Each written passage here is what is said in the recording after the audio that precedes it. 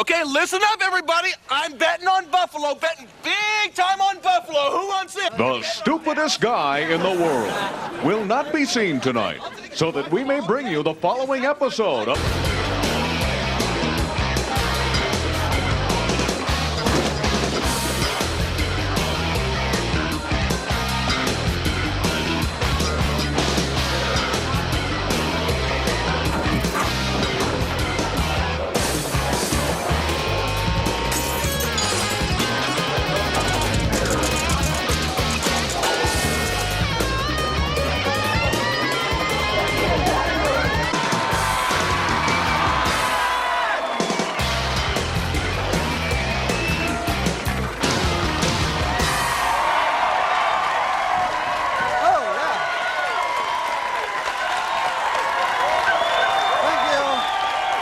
Far is that the doghouse is closing down.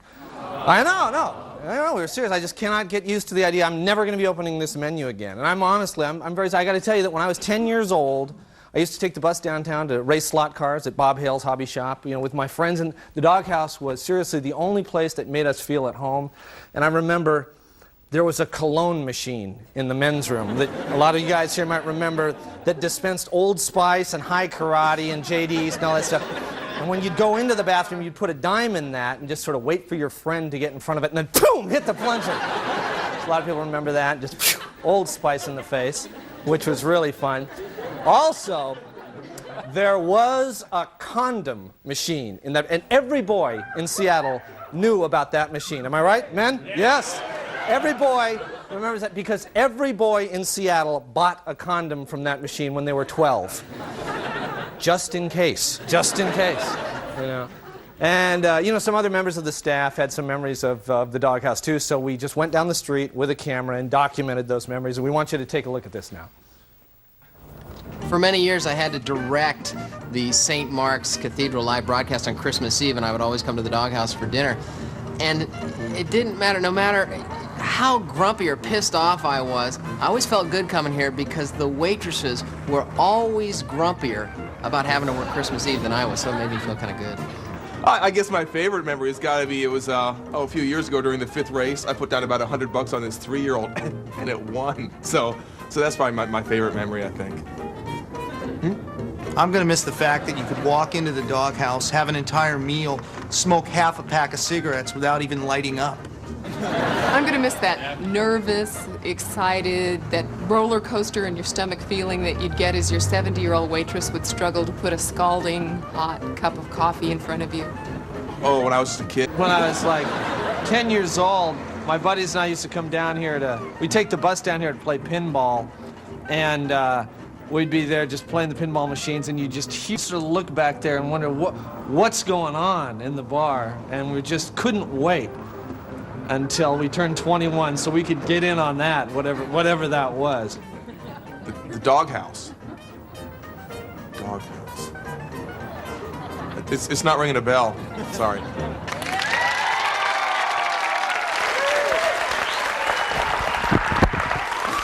the microphone.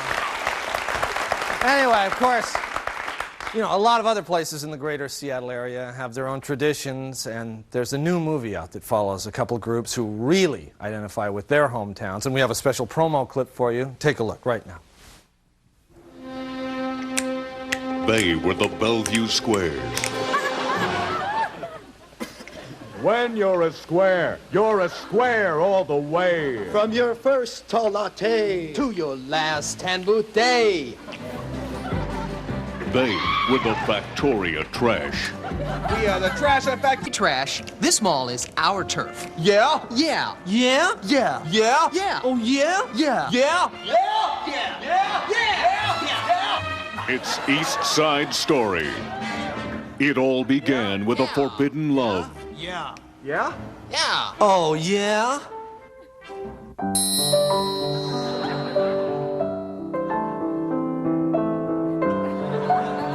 Yeah. Yeah? Yeah. Yeah. Yeah. Yeah? Yeah. A forbidden love that could not be quenched. Clinique girl, I just met a girl named Clinique girl, and suddenly that name be the same to me. I feel bitchy, oh so bitchy. I feel bitchy, I'm such a big bitch. Bitch, bitch, bitchy, that's me. I am such a big bitch. La la la la la la la la la. A forbidden, unquenchable love that ignited a burning passion. Tonight, it all began tonight. I saw you and my zits went away. There's a place for us. Perhaps it's Aberdeen. Then again it might be Hoquiam or Yakima or Kelso, Billingham, Marysville, Monroe.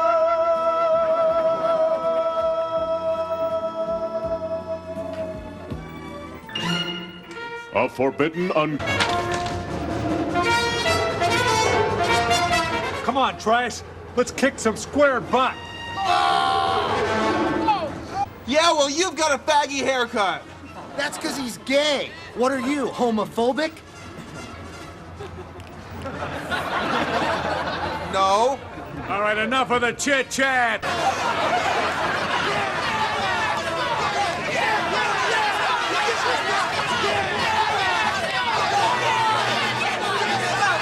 Everybody stop! Listen to me, we don't have to fight anymore. We can live together in peace and shop at the same stores.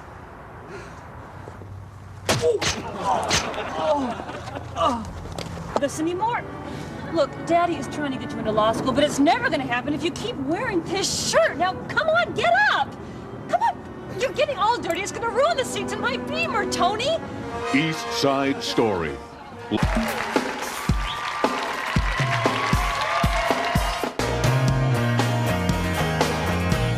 Promotional consideration for Almost Live provided by... Rhetoric attack bureaucracy, but We're about the same age, but I'm not showing any gray. I look a lot like the guy in those Superman movies, I think. I shouldn't have eaten those beer nuts. I am so thirsty right now. Drink water here. I don't know why, but I just like to kick Monahan's butt. Why does Reno keep looking over here? welfare reform. Camera's on me. Big smile. Big smile. Okay, it's off. What's he talking about? That's not the way I wrote it. To those who cut Medicare without protecting seniors, I'm absolutely dying up here. That's the way I wrote it. People's health care. We can't perpetuate a system that actually penalizes those who stay together. He said penalize. I'm gonna talk all night. I'm dying up here. I gotta have a drink of water. That's it. I've had it. Oh, yeah. I wonder where I left my drink.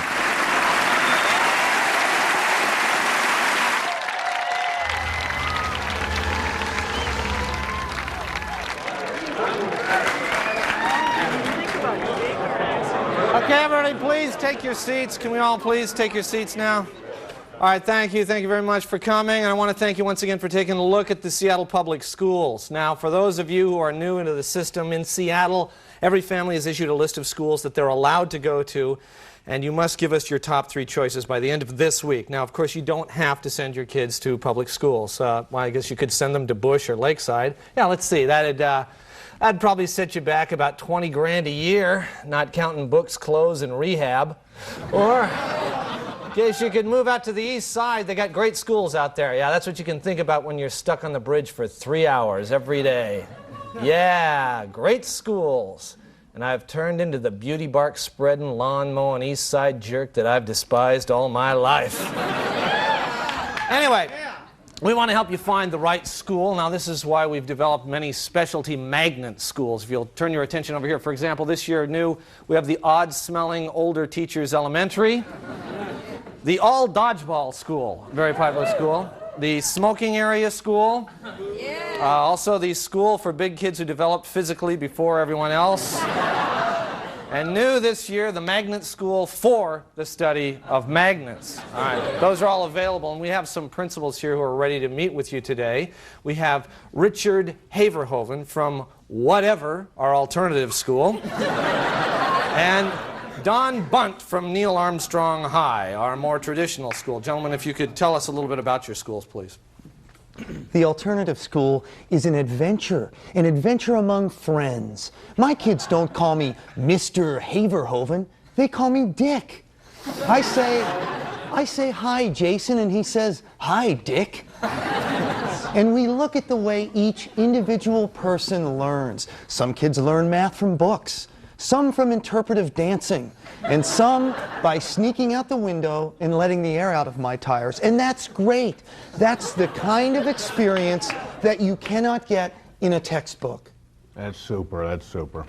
Our school is very clean. Cleanest school you're going to find. We motivate kids to do their best, and if they do, everybody gets sloppy joes and pudding on Friday. You got any questions? Yes. What do you do to foster the children's sense of independence, decision-making, and self-government? I don't know what the hell you're talking about.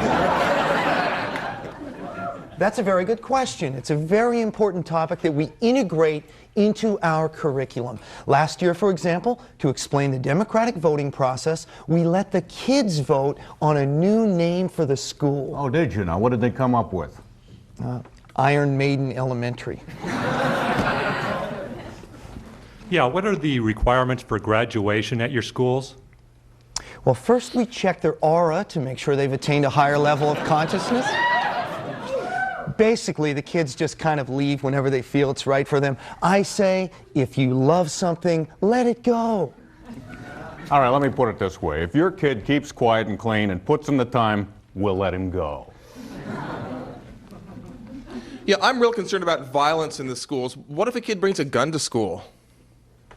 If a child shoots another child, he is talked to in a non-accusatory manner.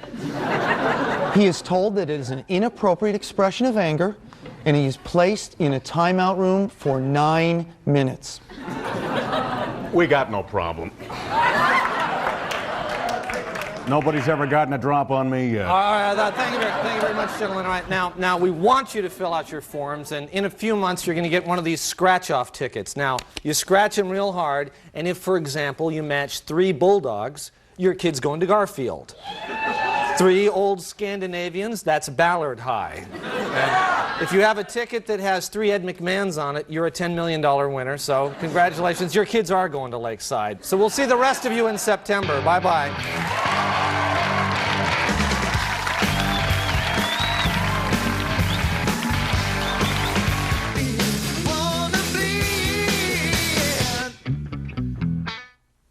Short on time.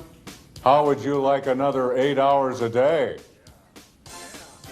Hi, I'm Albert Goldman, and I can show you how to get back that time with the help of the Albert Goldman Stop Sleeping seminars. That's right. I said stop sleeping. You don't need to sleep. You don't need to sleep. And my seminar could show you how.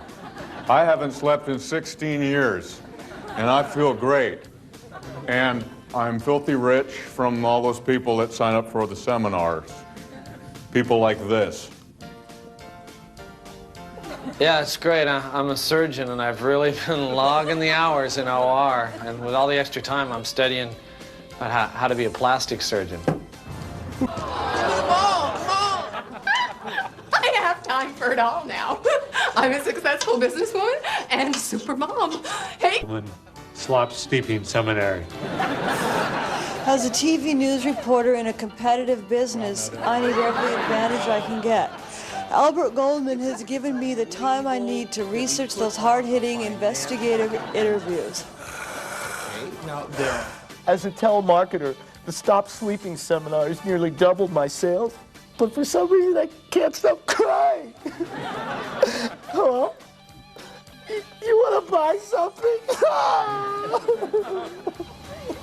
So remember, if you want more time, Tech, Red Lion in, Thursday, February. Albert, Al! Huh? How would you like another 8 hours a day? Hi, I'm Albert Goldman, and I can show you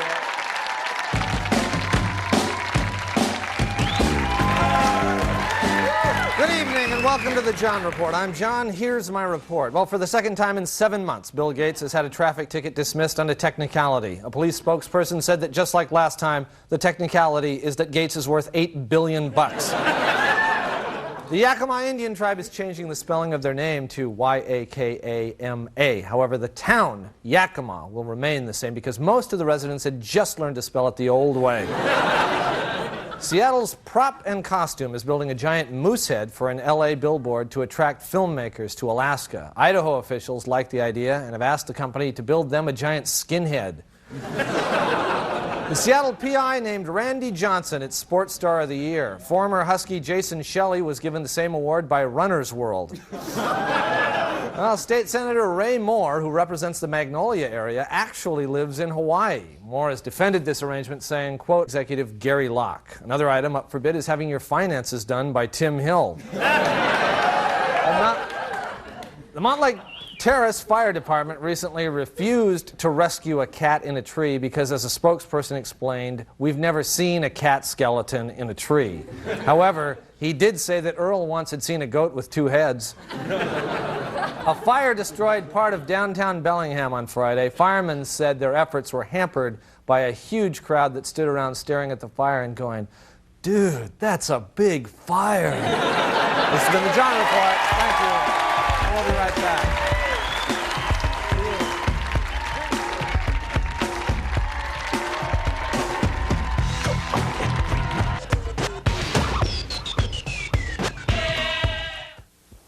Now, here is Republican response to the State of the Union address. B thing. Yeah, well, that was good. You've done that a couple times, so you want to call it quits? I guess. This has been Republican response to the State of the Union address. That's all. See you next week. Bye-bye.